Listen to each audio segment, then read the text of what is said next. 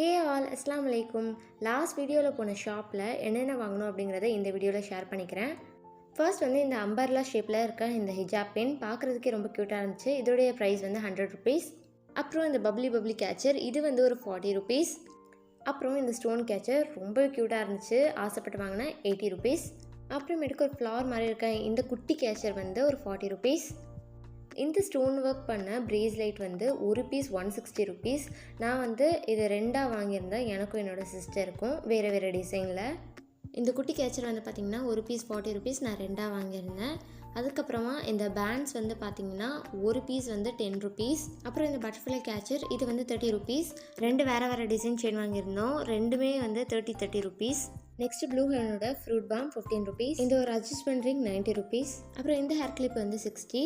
Next வந்து இந்த clip வந்து பார்த்திங்கன்னா 35 rupees. Silver knife 30, blue knife வந்து 15. அவ்வளோதான், பாய்.